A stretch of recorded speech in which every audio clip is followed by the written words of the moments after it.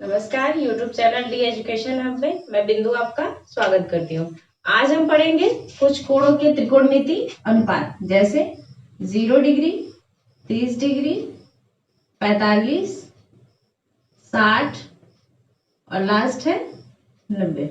इसमें देखिए sign theta, cos theta और जो आपके शेष त्रिकोणमिति अनुपात है, ये केवल थीटा के लिए यानी theta greater than 0 but less than 90 हो, बस इन्हीं के लिए ये परिभाषित है। लेकिन क्वेश्चन ये आता है कि जब थीटा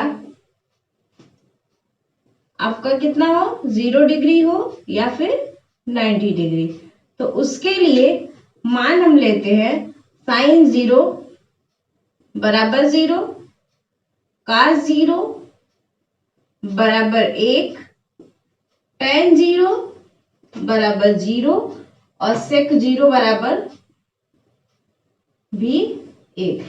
अब बचा आपका cosec 0 डिग्री, तो cosec 0 डिग्री बराबर आपका होता है इनफाइनाइट, इसे अपरिभाषित बोलते हैं।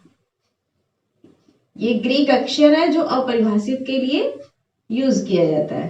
एंड लास्ट है cot 0, ये भी अपरिभाषित है। ठीक है, अब दूसरा है sine 90। Sine 90 equal to 1, cos 90 equal to 0, tan 90 equal to, ये आपका है अपरिभाषित, cot 90 इक्वल टू होता है 0, sec 90 इक्वल, ये भी अपरिभाषित है, लास्ट है cosec 90 इक्वल टू होता है 1।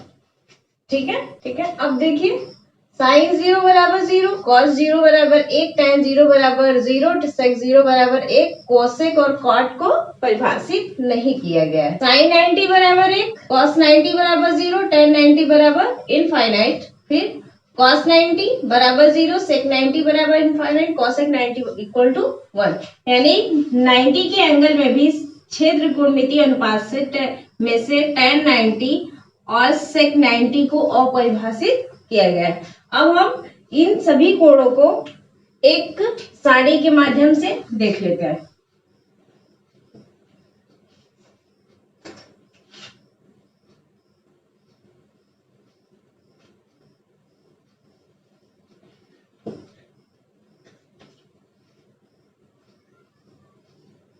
सारणी है आपकी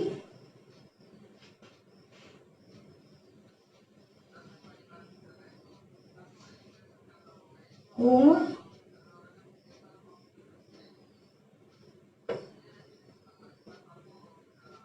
और ये है त्रिकोणमिति अनुपात। कोण आपका 0 डिग्री, 30 डिग्री, 45 डिग्री,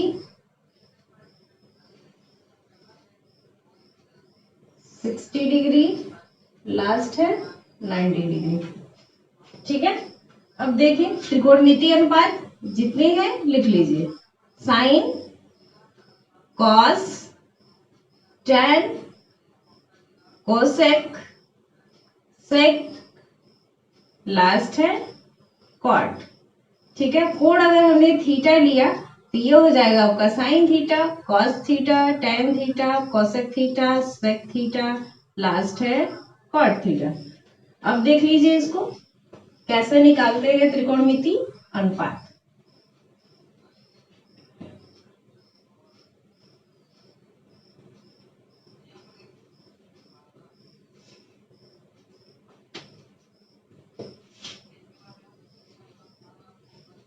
सबसे पहले हम कुछ पूर्ण संख्याओं को, जैसे आपका पूर्ण संख्या 0 से शुरू होती है तो 0, 1, 2 3 4।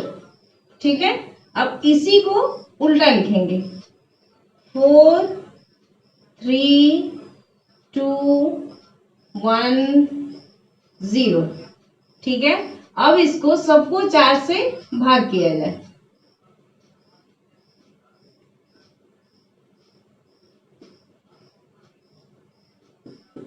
चार से ये 3/4, ये 2/4, ये 1/4, ये 0/4। सभी का स्क्वायर रूट निकाल देते हैं।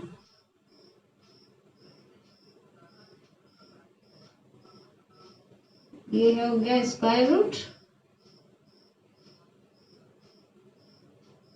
वैल्यू देख लेते हैं।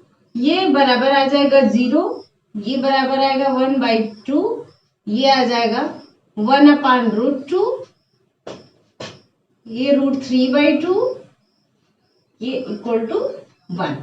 उसी तरह ये 1√3/2, 1/√2, 1/2, लास्ट है 0।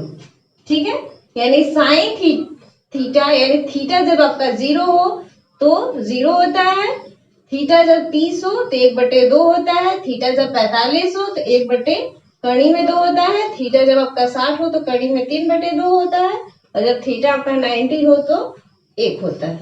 ठीक है, उसी तरह cos थीटा यानी cos 0 equal to 1, cos 30 equal to 1√3/2, cos 45 degree equal to 1/√2, cos 60 degree equal to 1/2 और cos 90 इक्वल टू 0।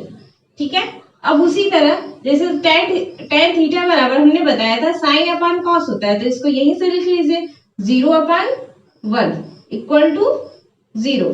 उसी तरह इसको जब लिखेंगे तो आ जाएगा आपका 1/√3, इसको लिखा जाएगा तो 1, ये हो जाएगा √3 और ये आपका अपरिभाषित है।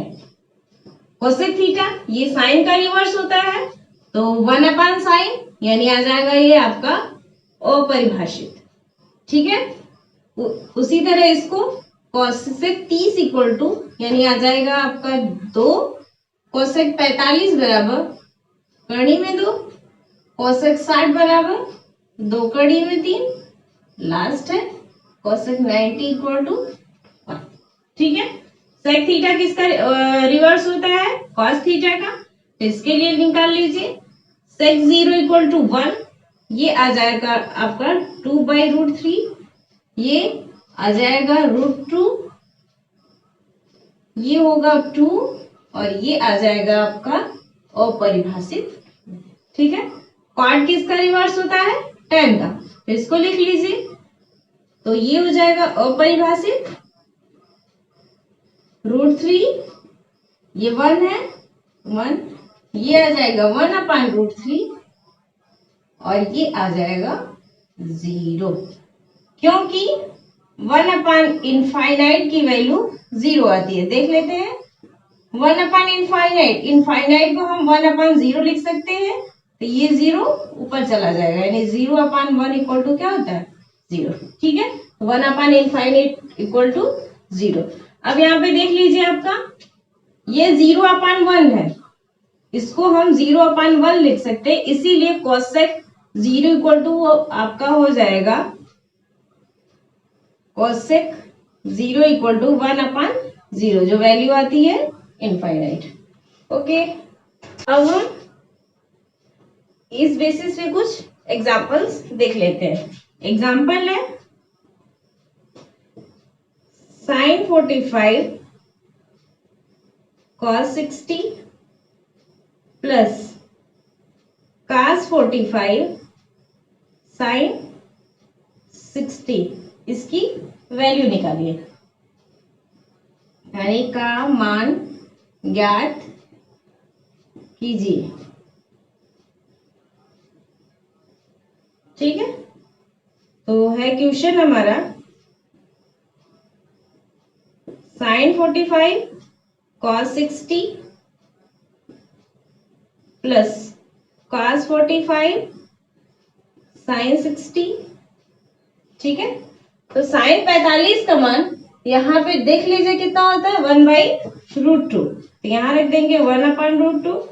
cos 60 की वैल्यू 1/2 प्लस cos 45 की वैल्यू 1/√2 और sin 60 की वैल्यू होती है √3/2। तो इसको ऐड कर लीजिए, आ जाएगा आपका 1 + √3/2√2। ठीक है, बाकी इस टाइप्स के अगर आपके क्वेश्चन आते हैं तो हम इस सारणी के माध्यम से हल कर सकते हैं। अब हम पढ़ेंगे हाइट एंड डिस्टेंस। यह त्रिकोणमिति का एक इम्पोर्टेंट टॉपिक होता है। इसकी सहायता से ऐसी बड़ी दूरियों और ऊंचाइयों को ज्ञात करते हैं जिसका हम परिकलन आसानी से नहीं कर सकते हैं। आइए देखते हैं हाइट एंड डिस्टेंस होता में क्या क्या होता है। इसमें दो टॉपिक है आपके, उन्नयन कोण तथा अवनमन कोण।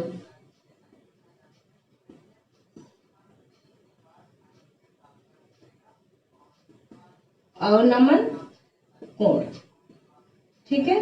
अब उन्नयन कोण क्या होता है, मान लेते हैं ये आपका पेड़ है और इस पेड़ पे कोई चिड़िया बैठी है, ठीक है, और हम उस पेड़ से कुछ दूरी पर खड़े होकर उस चिड़िया को देखते हैं,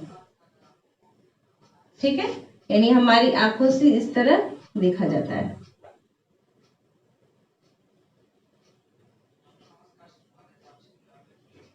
ठीक है, इस चिड़िया को नीचे से देखने के लिए हमें अपनी दृष्टि को क्षैतिज से क्या करना पड़ेगा, ऊपर की तरफ उठाना पड़ेगा। तो उन्नयन कोण ऐसा कोण होता है कि जब मनुष्य की दृष्टि या हमारी दृष्टि किसी वस्तु को देखने के लिए क्षैतिज से ऊपर की ओर उठती है और वो जिस कोण से ऊपर की तरफ उठती है वही कोण आपका क्या होता है, मान लेते हैं ये कोण थीटा है, तो उसी कोण को हम उन्नयन कोण कहते हैं। और उसी प्रकार जब हम अपनी दृष्टि से किसी नीचे स्थित वस्तु को देखते हैं तो हमारा आंखें उस समय भी क्या करती है, नीचे की तरफ देखती है। तो वो जितने कोण से देखेगी उस कोण को हम क्या कहते हैं, अवनमन कोण।